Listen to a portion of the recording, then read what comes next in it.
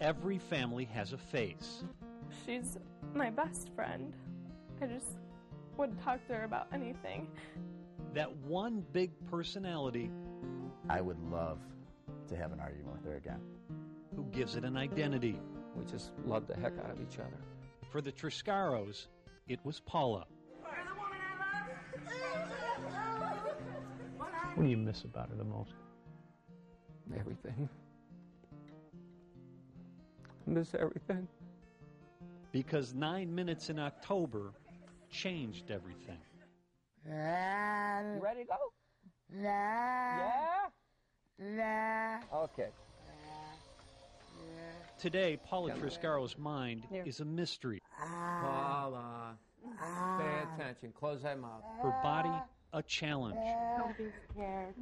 Whoa, she grabbed me. Her future, a desperate prayer. Come on, Paula. Right here. Bolstered by the sheer will of her husband, Joe. I don't care how long it takes. I'm going to get her back to where she was. You have faith she's in there. Oh, I know she's in there. She tells me she's in there. While Joe Triscaro is focused on the future, his Bainbridge Fire Department run report has left him to wonder whether Paula's devastating brain damage could have been prevented. She's cold and clammy. She has chest pain. Paula Triscaro was awake and alert when 2 Bainbridge paramedics and an EMT arrived at her home on October 5th. Talking, describing her chest pain. Hooked up to a heart monitor, Paula went into cardiac arrest as she was loaded into the ambulance. Paramedic Mike Overholt wrote in his report, quote, patient in VTAC with no pulse upon loading. VTAC would look like this. Blood's not getting to where it needs to go and the heart's not beating. And there's just one way to change it. Just ask any paramedic or EMT. Pop quiz, VTAC, no pulse, what do you do? Shock them. You hit them, you shock them. VTAC, no pulse, you better shock them. No brainer. No question about it. We even asked Bainbridge Assistant Chief Bill Lovell. If you're in VTAC, no pulse, you shock that patient. If the patient's in a shockable rhythm, they should be shocked.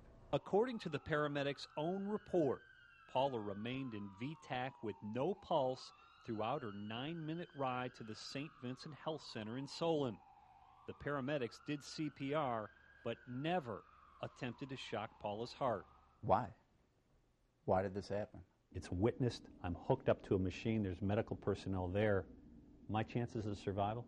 In excess of 90% if you get a shock within a minute or two. And if you don't? With every minute, there's a 10% less likelihood of you surviving. At St. Vincent, they pumped her with drugs, delivered 3 shocks, and battled for 90 minutes. It's the worst thing you would ever want to see. I thought for a second my mom was gone.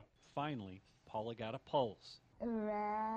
She's never been the same. Just miss her being around and just being able to talk to her. After that prolonged period of time, it's tough to get the brain back. Dr. Ari Blitz is local president of the American Heart Association. Do you see anything in that record that would give a reason not to shock? Not that I'm aware of. The documentation is not accurate. When the I-Team raised questions, paramedics Mike Overholt and Dave Cooley claimed they couldn't shock because Paula's heart had actually changed to a non-shockable rhythm. Even though they wrote it in the report that you remained in VTAC throughout the transport. We've already admitted that the documentation is in error. They now insist Paula was in asystole, that she flatlined in the ambulance. If you have a patient in asystole, do you hit them with epinephrine and atropine? Yes.